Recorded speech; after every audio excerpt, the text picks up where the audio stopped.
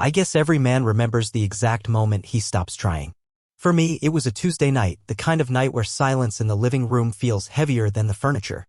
Sheila, my wife of 7 years, stood in the doorway of our bedroom, arms crossed, that same bitter smirk on her face she'd worn too often lately. "You're not a man," she said, calmly, as if she was handing me the weather report. I didn't fight her on it. I didn't raise my voice. I didn't even ask her what she meant, though I knew. She was done pretending to respect me, and I was done begging for scraps of decency. Instead, I sat on the edge of the bed and listened as she packed a bag. Not a suitcase. A gym bag. Half full. Sloppy. As if our marriage, everything we'd built, was disposable. She said she was staying with her cousin for now. But I'd seen the text messages days before. The cousin was a man named Reed. And he didn't send cousin-style emojis. I watched her walk out the door. She didn't look back. No slamming. No dramatics.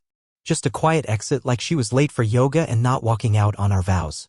What stung more than her leaving was how prepared I already was for it. Like a man sitting in a cold house and finally realizing the furnace hasn't been working for months. I didn't cry. I didn't yell. I just laid down on that empty bed and stared at the ceiling, a ceiling I painted myself when we first moved in. The next few days were mechanical. I went to work, came home, microwaved dinner. Friends texted. I lied. Said she was on a trip. Said we were fine. I even made the bed on both sides as if I could fool myself too. But here's where it got strange. A week after she left, I got a call from our mutual friend, Tara. She was throwing a small dinner party and asked if I wanted to come. Just a few familiar faces, she said. No pressure. I asked, Sheila gonna be there? A pause. Then, yes, but she doesn't know you're invited. I said I'd think about it. And I did. 4 hours. But it wasn't revenge I wanted. It was something else.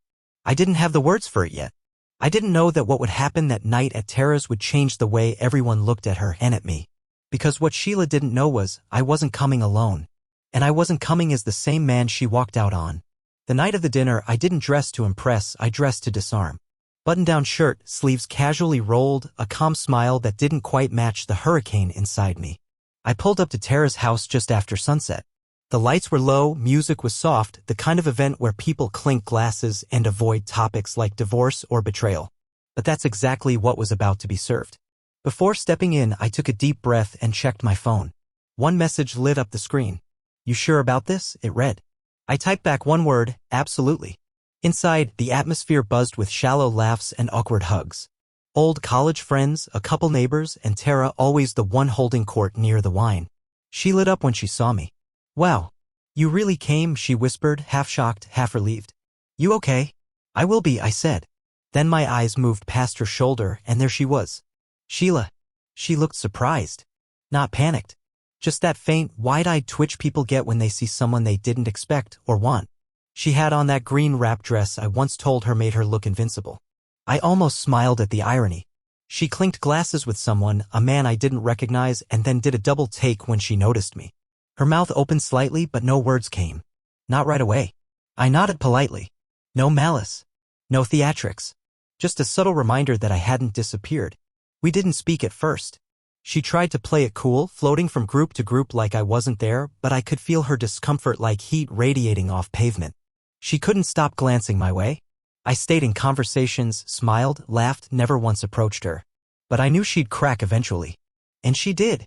About halfway through dinner, when the table was full and conversation had turned to embarrassing stories from college, Tara brought up a memory involving me, one where I stepped in and helped a mutual friend out of a really dark time. I just remember thinking, she said, looking around the table, that not many guys would have done that. He didn't make a show of it, just showed up. Quietly.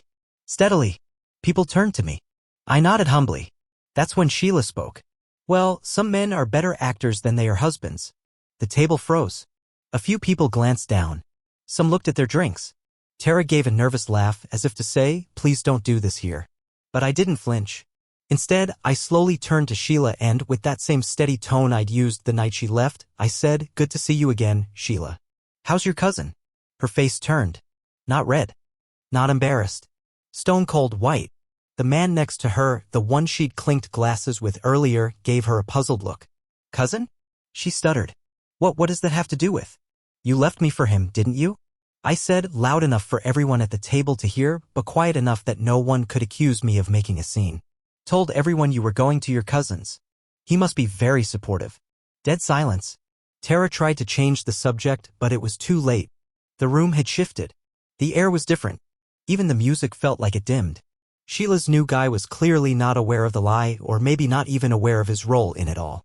And that's when the front door opened. And in walked the last person she ever expected to see that night. I stood up.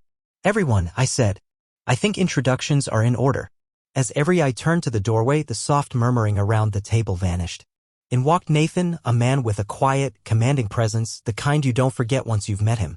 His build was solid, expression calm but unreadable, like a chess player who'd already thought 5 moves ahead. He wasn't just a guest. He was the guest. And Sheila knew that the second she saw him. Her fork clattered onto her plate. I heard it louder than I should have. It was like a gunshot in the silence. Nathan walked in casually, nodded at a few folks, and then looked directly at Sheila. And smiled. Not warmly. Not cruelly. Just knowingly. You see, what Sheila never realized was that in her rush to rewrite our marriage behind my back, she'd left more loose ends than she thought. Nathan wasn't just anyone, he was a friend I had met through work a few years back. A man who once dated Sheila before she met me. Their fling had ended badly, very badly. But apparently, at some point after she left me, she tried to rekindle old flames while still playing her little games with her cousin. What she didn't know was that Nathan and I had spoken. Recently. In detail. He walked up to the table, pulled out the empty chair beside me, and sat down. Sheila looked like her soul left the room. "You look surprised," I said casually, sipping my wine. "You remember Nathan, don't you?" Nathan gave her a little wave and said, "Weird running into each other like this, huh? You didn't mention you were married, well, recently divorced, I guess?" Her face flushed crimson, but she tried to recover. I didn't realize you two knew each other." "That's funny," I replied. "Because when I showed Nathan your picture, he had plenty to say. You're quite the storyteller." People at the table were frozen in place. One guest awkwardly coughed. Another reached for the wine bottle and poured a generous refill. Tara looked like she regretted hosting anything ever again. Sheila stood up. "This is inappropriate. You're ambushing me." "No," I said, standing slowly too. "This is me not arguing. Remember? You said I wasn't a man. So I stopped trying to prove anything to you. But if you're going to tear apart my name and tell lies, I'll let truth handle you for me." I pulled out my phone and placed it gently on the table, screen up. "See, the thing about texts is they don't lie. Especially when you send the same ones to 3 different people." A beat passed. The man she'd been clinging to earlier finally spoke. "What the hell is he talking about?" Nathan cleared his throat. "Buddy, I wouldn't touch that question if I were you. But for your sake, maybe check her messages from last Thursday. I'd start with the ones that begin with 'Can't wait to see you again tonight, winking face. Sheila grabbed her purse and stormed toward the door, but not before looking at me one last time. Not with anger. Not even with hate. With fear. Not because I'd shouted. Not because I'd humiliated her. But because I hadn't. I let her walk into her own trap, and she realized too late she was the one who built it. And as the door closed behind her, I turned to the table, took a deep breath, and said, "So, anyone want dessert?" The whole table erupted in awkward laughter. It was the most honest moment of the night. But deep down, I knew this wasn't the end of it. Sheila wasn't the type to disappear quietly. No, she'd be back. And what came next, I truly didn't see coming. 2 days after the dinner, I thought it was over. I truly believed that would be the last time I ever saw her face. But I should have known better. Sheila was never the kind of person who surrendered, not even when the facts screamed louder than her pride. And sure enough, just as I was starting to feel some peace, she came crashing back into my life in the worst way possible, not with apologies, not with excuses, but with something darker. It started with a knock at my door. Not a text. Not a call. A knock, sharp, rapid, like someone trying to punch a message through the wood. When I opened it, no one was there. Just a small brown envelope on my doormat, unmarked, unsealed, like someone wanted me to know exactly what it was but didn't dare hand it to me face to face. Inside? Photos. Printed photos. Some of me. Some of her. Some of us. Private ones. Moments I didn't even know had been captured, lying in bed, laughing on the porch, hugging at a family wedding. But that wasn't what sent chills down my spine. What hit me like a freight train was what had been written across them, big black marker, words that felt like punches to the chest. Not enough. Fake smiles. We both know who you really are. It was her handwriting. I recognized it immediately. The same letters she used on birthday cards and sticky notes on the fridge, now twisted into something vengeful and cold. I stood there in my hallway, surrounded by scattered pieces of what used to be love, wondering, what is this? A threat? A message? A breakdown? Whatever it wasn't sanity. I texted Nathan. You ever get anything weird from her? His reply came fast, not yet. But I did get a call from someone asking weird questions about you. He sent me the number. I recognized it. Sheila's mother. This was escalating fast. That evening, I sat in my kitchen with all the lights off, flipping through those photos again. I wasn't angry. Not exactly. I was disturbed. This wasn't just a bitter ex lashing out, it was someone unraveling. Someone desperate to rewrite the story even as it slipped out of her control. I started documenting everything. Dates, calls, messages. I wasn't about to let her turn this into a circus where I'd end up the villain. Not again. But it wasn't until the next day when I got a call from HR at my job that I realized how far she was willing to go. Hi, Mr. Morgan, the voice said politely. We've received an anonymous complaint about some photos that were allegedly taken in your office. We're not accusing you of anything, but we are required to follow up. My heart sank. Photos? Yes, she said gently. They were sent to our general mailbox, along with a message that implied inappropriate behavior on company time. I knew instantly what had happened. She was trying to destroy me. Not just emotionally, professionally. She had taken old moments, twisted them, and now she was trying to nuke whatever was left of my reputation. I drove straight to Nathan's place. I needed someone in my corner who actually understood the kind of person I was dealing with. We sat down with beers, but neither of us drank much. We were too busy going through what I'd brought, the photos, the envelope, the messages. You know what this is, right? He said, flipping through the photos. This isn't about you. Not really. It's about control. She lost it at dinner and now she's trying to get it back by any means necessary. I nodded. So what do I do? He leaned back. You don't fight her. That's what she wants. You stay calm. You protect your job, your image, and your sanity. And you get ahead of her before she sets the next fire. I took his advice. But by the end of that week, she would light one more flame, one that burned brighter than either of us could have imagined. And this time, everyone would see it. It was the kind of night that felt too quiet. Not peaceful, suspiciously quiet. I was sitting on my porch around 11 p.m. scrolling mindlessly through emails on my phone when I noticed a car slowly rolling down my street. Lights off. Engine low. It wasn't my paranoia, it was real. And whoever was behind the wheel didn't want to be noticed. They parked just beyond my mailbox, engine still running. I watched from the shadows, still as stone. I couldn't see the face, but I recognized the posture. Shoulders hunched, the way she always leaned forward slightly when driving. It was Sheila. She didn't come up to the house. She didn't knock or yell or cry. She simply opened her door, placed something carefully on the curb, and drove off without a sound. I waited until her car turned the corner before walking down to see what it was. It was another envelope, this one thick and sealed. But it wasn't pictures this time. It was a USB drive. And a single note, I hope they enjoy this as much as I enjoyed making it. No signature. No explanation. Just that ominous sentence and a cheap flash drive. I stared at it for a good minute before even thinking of bringing it inside. I wasn't sure if I was holding evidence or a trap. Back in the house, I slid it into an old laptop I no longer used for work. The drive opened instantly, no password, no labels, just a single folder titled Truth. Inside? Videos. Surveillance-style clips. Dozens of them. Some old, some recent. Footage of me inside my own home. Sitting on the couch. Walking into the kitchen. Sleeping. She'd placed hidden cameras. Somewhere. Multiple ones. Probably during those last few months when she kept redecorating or insisting we needed better lighting in certain corners. It all clicked. I felt sick. But then I saw what she really wanted me to find. 2 files titled June 14th, guest bedroom, and August 3rd, office chair. I clicked the first one. There she was in our guest room with someone who definitely wasn't me. A man I didn't recognize. Shirtless. Laughing. Her voice was audible. Don't worry, he's clueless. He still thinks I'm figuring things out. I didn't watch the whole thing. I didn't need to. The second file was worse. Same setup, different guy. My home office. A place I actually worked and trusted. It wasn't just betrayal. It was mockery. And it made one thing crystal clear, she hadn't just been unfaithful. She'd been documenting it, collecting proof, not to hide, but to control. To blackmail? To weaponize later? I called Nathan. He picked up immediately. What's wrong? I need you here. Now. 20 minutes later, he was beside me watching the same files. He didn't say much. When they ended, he just sat in silence, then said, you need to call someone. A lawyer. Maybe the police. We talked until 3 a.m., going through every legal angle. We weren't sure what charges would stick: invasion of privacy, maybe, or misuse of surveillance.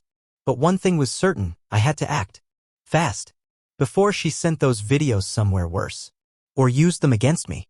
But the next night, it didn't even matter, because the whole damn house caught fire. I was out getting groceries. I came back to flashing lights, 2 fire trucks, and a crowd of neighbors in pajamas and slippers staring at what used to be my home. The back half of the house was scorched black. Smoke poured from the roof. And the fire chief came up to me and asked, "Do you store anything flammable in your office area?" It felt like the world had paused. I said no. He said, "Then we'll need to investigate this further." The origin point was odd. I didn't need a full report to guess what had happened. Sheila had come back. Not for closure. For destruction. But what she didn't realize is that she'd just lit the match that would finally expose everything. Because by trying to erase the evidence, she'd made herself the prime suspect. And this time, the police would come knocking. The house fire made the local paper. Small town. Quiet neighborhood. Any blaze in a cul-de-sac like ours becomes the talk of the week. But what made this one different was the timing and the trail of wreckage that followed it. The next morning, I stood in what used to be my office, the walls charred, the air still smelling like burnt wire and memory. Most of my furniture was gone, melted into twisted debris. But I noticed something strange: the wall-mounted smoke detector had been removed. It hadn't melted. It hadn't fallen. There was no sign it had ever been installed. I knew it had been there. I installed it myself. So where the hell was it? The fire marshal confirmed what I feared. "This wasn't an accident," he said while flipping through his clipboard. "We're still waiting on the full report, but your office area shows evidence of an accelerant. You said you weren't storing anything unusual, right?" I nodded. "Nothing that should have burned like that." He leaned in, lowering his voice. "Whoever did this knew what they were doing. We'll be in touch." I knew it was her, but I didn't have proof yet. So I waited. 2 days later, I got a call from a detective assigned to the case. Not just fire-related. He introduced himself as Detective Lang, and before he even explained why he was calling, he asked if I'd be available for a formal interview, not as a suspect, but as a possible target. He had questions about someone submitting anonymous footage to the fire department, surveillance footage, including scenes from inside my house. It took me a moment to realize what he meant. She'd sent them the same footage she gave me. But in doing so, she connected herself directly to the crime. See, those videos were timestamped. The metadata revealed when and where they were recorded. And guess what? The one filmed in the home office, the one that supposedly caught me doing things on company time, it was recorded 3 weeks after she'd moved out. Meaning, someone had come back into my home to plant the device. The detectives knew it too. "She had access to your home after separation?" Lang asked. I nodded. "Only for a day or 2. She came back to grab some things. Claimed she left a passport." "Do you have any security footage from the house?" "Around those days." I sighed. "Not much. But a friend of mine, Nathan, might. He lives across the street. He installed a new camera system a few months ago." Lang raised an eyebrow. "Let's talk to Nathan."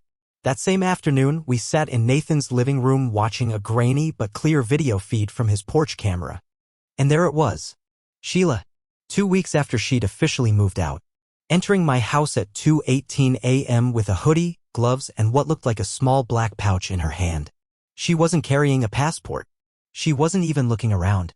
She went straight to my office window, the side one, and then disappeared from the frame for 10 minutes before coming back out the same way she came in. Lang paused the video. "Well," he said, straightening his tie, "that answers a few questions." But Sheila still wasn't done.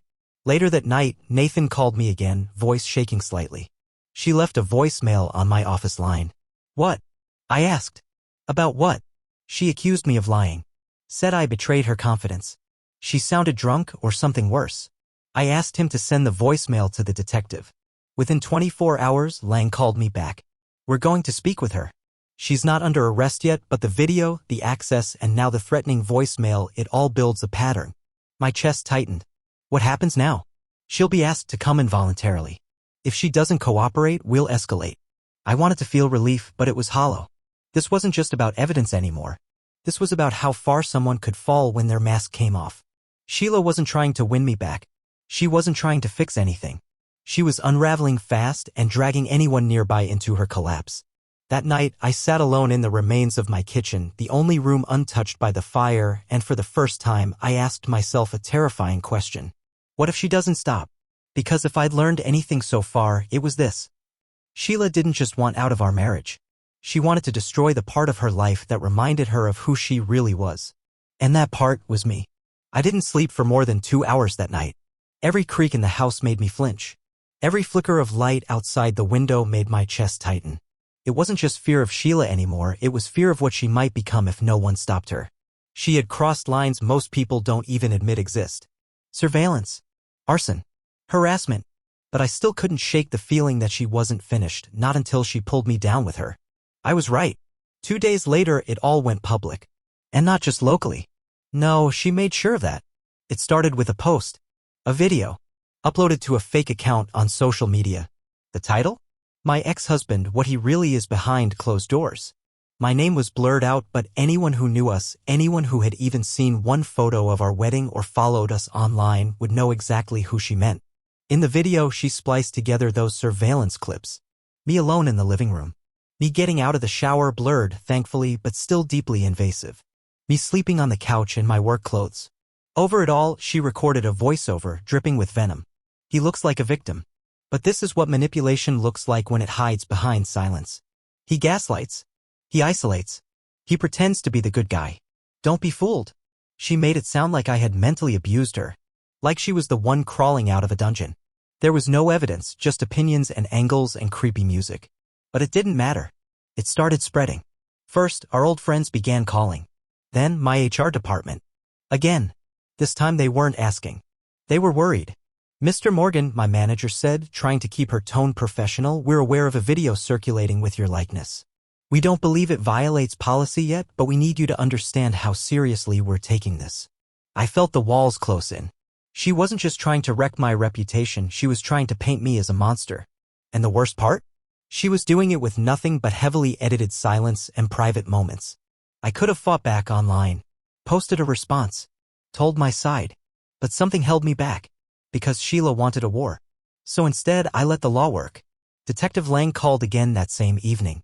His voice was tighter now, more focused. We have a problem and a break. He explained that after seeing the video, they flagged the account it came from. Turns out the email used to register the social media account was linked to a burner phone. And guess who purchased that phone 6 weeks ago? Credit card records. Security footage. It was all there. They had enough to move forward. Sheila is officially a suspect now, Lang said. And with the voicemail, the unauthorized surveillance, the fire, and now the public defamation, this case is getting serious. I asked him quietly, what happens to someone like her when all of it catches up? He didn't answer immediately.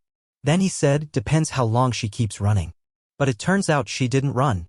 She showed up. To my job. Middle of the afternoon. Right in the parking lot. Security footage showed her pacing for over 20 minutes before finally marching through the front doors. She didn't ask to see me. She went straight to the reception desk and asked for my supervisor. Told them she had something urgent and personal that the company needed to know. They refused to let her through. She screamed. Security had to escort her out.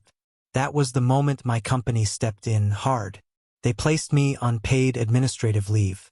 Not because they thought I'd done anything wrong, but because they were scared for my safety. When I got home that night, I sat in my car for almost an hour, not crying, not shaking, just quiet, like a man waiting for the final crack in the dam.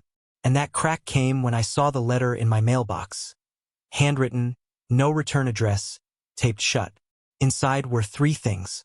A drawing of a broken house, our house burning. A photo of me as a kid, somehow torn in half, with a note written on the back. You always thought you were better than me. And one final sentence scrawled in red ink across the paper. Now we're even. That's when I realized this wasn't just about our marriage. This was about her history, her shame, her patterns, her rage, boiling over into something too big for her to contain. And I knew then that I had no choice left. She wasn't just spiraling. She was crashing. And I had to finish this before she took anyone else down with her. It's strange how sometimes the worst storms lead to the clearest skies. The morning after I received that last letter, the one with the burning house drawing and the torn childhood photo, I called Detective Lang directly. I didn't wait. I told him everything. Every note. Every message. I gave him full access to my phone, my emails, the USB, the photos. I gave him the truth, raw, unfiltered, nothing held back. He didn't ask for it all. But I gave it anyway, because I was done hiding. Later that day, Lang and his team filed for a protective order on my behalf. By then, they had gathered enough to build a formal case against Sheila. Not just for harassment, but for defamation, unlawful surveillance, attempted arson, and digital intrusion. It didn't happen all at once. It took weeks of paperwork, court filings, and interviews. But eventually, the system did what it was built to do. One morning, I received a call. "She's been served," Lang said. "She'll have to appear." There was no victory in my chest. Just stillness. A strange, calm silence. I didn't celebrate. I didn't tell anyone. I didn't gloat online. I just exhaled. And that exhale became the first breath of a new life. My employer stood by me through the storm. After reviewing the full police report and learning the truth, they not only reinstated me, they quietly upgraded my position, moved me to a different department, and gave me space to heal. No press, no HR panic, just quiet support, the kind that doesn't make headlines but saves lives. Nathan, my friend who stuck with me through it all, helped me find a new place, smaller, brighter, not a palace but mine. I started painting again. I started sleeping with both eyes closed. I started laughing without checking the room first. As for Sheila, she never showed up to her first court appearance. Her lawyer appeared instead, citing mental health concerns and requesting a continuance. I didn't fight it.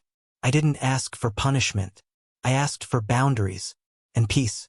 Eventually, she agreed, through her counsel, to a no-contact order, a permanent sealed agreement preventing her from speaking my name publicly again, and a quiet withdrawal of every false claim she'd posted. And just like that, the noise stopped. I know some people wanted revenge, wanted her to pay in headlines, but I didn't need that. What I needed was freedom, not just from her, but from the version of me that tolerated what I should have walked away from long ago. Months passed. Then one day I met someone, not in a dramatic movie-style moment, just at a bookstore. We reached for the same copy of a novel, a stupid little coincidence. Her name was Claire. Soft-spoken, kind eyes, a quiet confidence I hadn't felt near in years. She didn't know anything about my past. I didn't lead with it. I just let things be simple. And for the first time in years, I didn't feel broken. I felt ready to be someone new. Not because I had something to prove, but because I finally believed I was enough. Epilogue. People always ask, "How did you stay so calm?" Or, "How didn't you snap?" The truth is, I did, just not loudly. I unraveled quietly, piece by piece. But when I hit bottom, I didn't shout. I rebuilt, brick by brick. If you're reading this and you're going through something like it, betrayal, manipulation, loss, hear me, you don't need to win every battle. You just need to survive it. And someday when the fire fades and the smoke clears, you'll step outside and realize it didn't break you. It revealed you.